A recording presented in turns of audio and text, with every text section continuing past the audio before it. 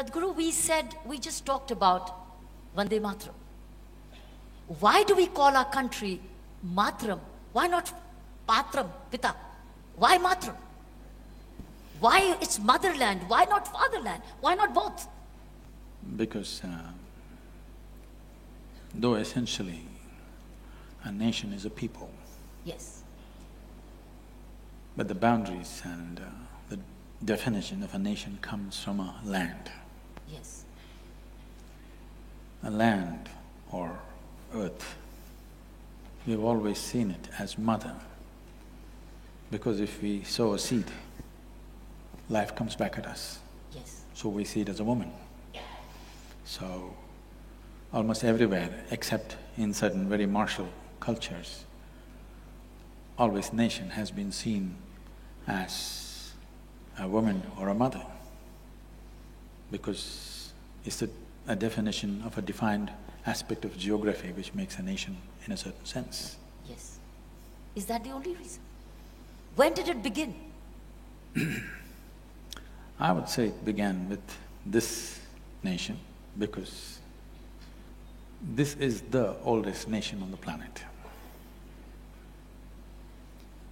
It defies what people think is a nation today. The modern nations are made. People are making nations based on language, religion, race, ethnicity, maybe a little bit of ideology, one or two. Essentially, it is the sameness of people which makes a nation. But we, as we have known this nation for over 8,000–10,000 years as Bharatvarsh, we have never defiled ourselves with sameness. If you drive 50 kilometers, people look different, wear differently, eat differently, speak different languages, everything is different. So what makes this one nation? When the Europeans came here, they went about saying, this country that we have heard about, it doesn't exist. Because there's nothing binding this, how can they say this is a nation? But for over 8–10,000 years, within this subcontinent and also in the remaining part of the known world of those days, everywhere people refer to this as one nation, though at some points we were over 200 political entities. Yes, So what is it that makes this nation? yes. This is something the leadership of this country and the people of this country must really look at. It is not language, it's not religion, it's not race, because this nationhood predates all religion. When there was no religion, there was this nation. We call this Hindustan. It did not mean representing a particular group of people who belong to a certain religion, it was only a geographical description. The land between Himalayas and the Indus Sarovar is Hindustan. It does not represent a particular religion. We never had a religion, we still don't have, we're struggling to compete with others, but we still don't have. Because this is not a religious identity, this is a geographical and cultural identity. But what kept us together for so long?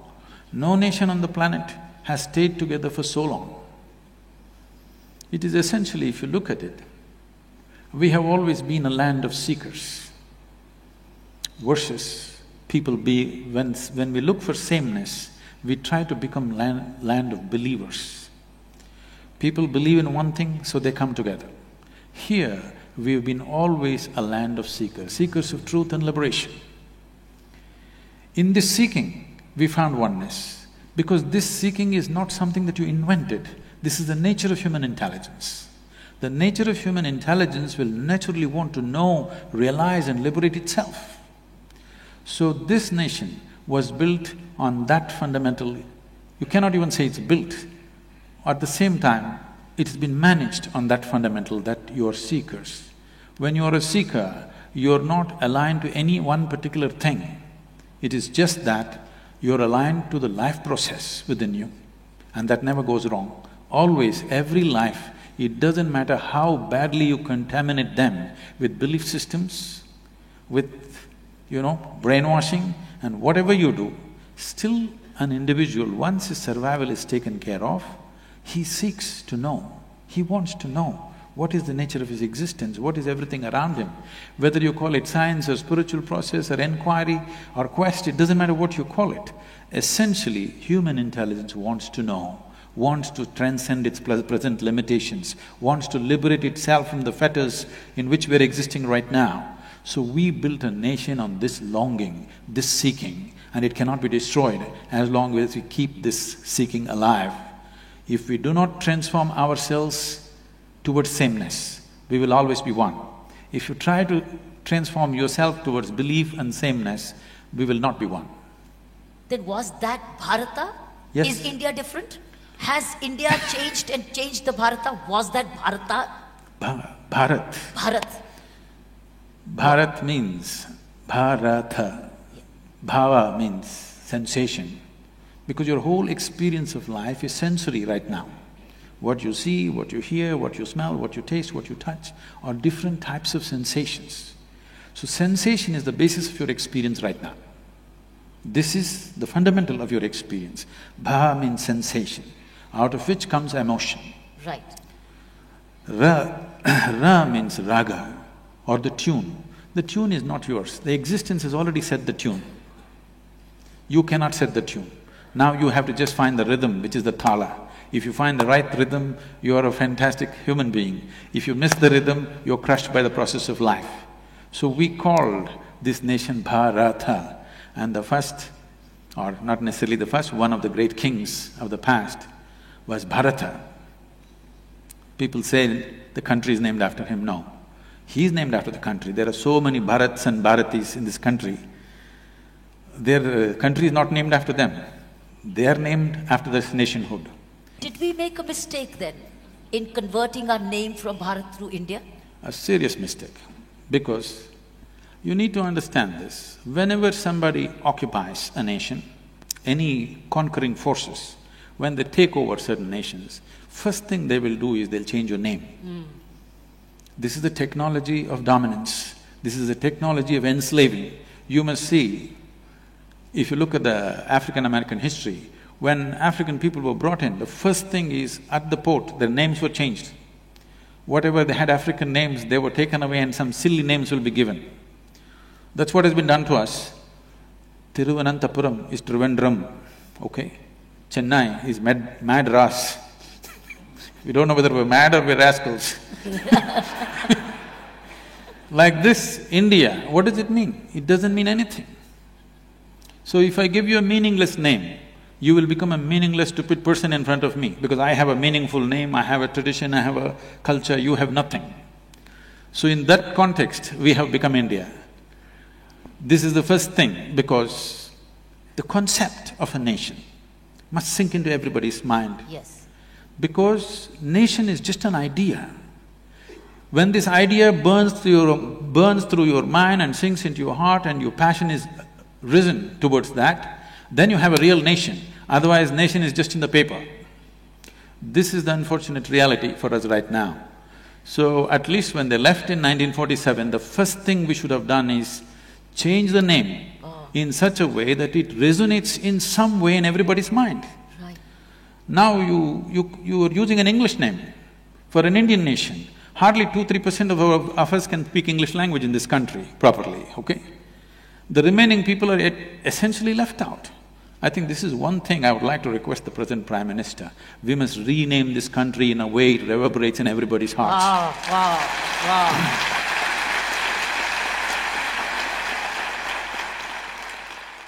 I know a whole lot of intellectual crowd will say, what is in a name?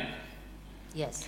Okay, call yourself Tobu, call yourself Momo. People are doing that. Yes. I'm not saying… I'm not against anything. All I'm saying is, when you utter your name, you must understand there is sound. Whatever we utter is only a sound. The meaning is only a psychological thing, a social thing. Right now, if I say Kiran, it's only a sound. The meaning is psychological and social. Leave the meaning of it. The sound is existential and it has a power. Bharat has power.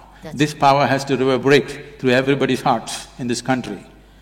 And the idea of what it means to be an Indian, the fundamental concept, 5 things you must know about being an Indian. This must get across to every human being. Because if every human being who lives in this country, if his aspirations are not the same as the national aspiration, then you don't have a nation, you just have names. It is not just that the name will do everything. Name has to inspire passion in people for the nation. Yes. Right now, they have only hormonal passions going. There's no passion for the nation. Yes. Okay? Yes. So that is why what is happening to the woman is happening. Yes. So, it is not that a name is a solution for everything, but nationhood. Why nationhood is important is, why can't we think about the whole world? We can. But nationhood is the largest piece of humanity that you can be committed to right now. That's why a nation is important. When we say you are committed to this nation and its well-being, that means at least if not 7.2 billion people, at least you're committed to 1.25 billion people, which is a great step from being committed to your own personal well-being. Yes. So in that sense, nation is important. As a spiritual being, for me, I'm not a nationalistic person that way. I would like to look at every human being and every creature on this planet the same way, that's how I am. But nation is important because the scope of one's passion, involvement and concern has expanded beyond likes and dislikes of 2 people sitting here. I think with the return, as we notice, return of Hindi much more. In the last 10 days, Hindi has returned much more. So we might hear Bharatvasi much more, Bharatiya much more. You're leaving us out, we are from the south.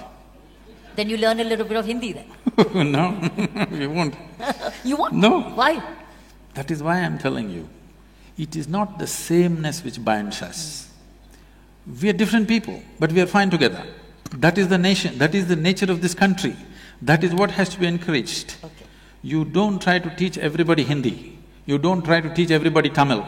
I speak Tamil, you speak this thing, you eat paratha but I eat idli, I think that's the best thing, you think that is the best thing, it doesn't matter. But we have no issues.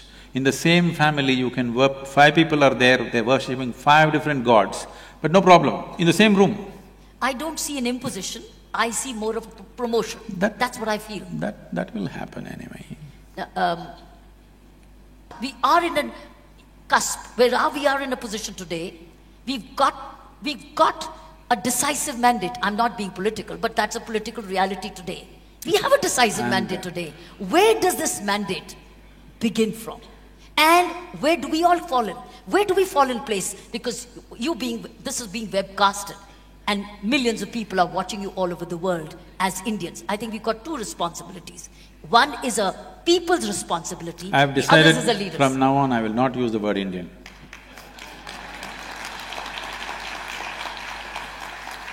Why? Yeah, I would like to use the word Bharat. I told you, Hindi is coming in. I have started the movement… That's the Hindi name of India anyway. No, it is Hindustan. We also call it Hindustan. Yes, actually, Hindustan describes the geography, Bharat describes the culture. Right. I think a time has come Very nice. where our identity has to be cultural, because culture is inclusive. This is something we must understand. When his 7 sages, who are now considered the celebrated Saptarishis of this country, you must understand this first of all. The greatness of this nation is in pursuit and accomplishment of spiritual dimensions. It is this spiritual thread which is holding the country together, this longing to know. If you hack it, then you cannot maintain the sovereignty of this country, believe me. Is it religion? It is not religion. No? No, I'm telling you, the nationhood, what we call as Bharat, predates all religion. So when Adi Yogi was asked by the 7 sages, how many ways can we attain? He said, if you use your physical body as a foundation, there are 112 ways of realizing the divine. But if you transcend the physical body then as many atoms there are in the universe, that many doorways are there. Do you call this a religion? No. Religion means that you believe this is it. And unfortunately, religious teachings, a whole lot of religious teachings do not believe in nationhood.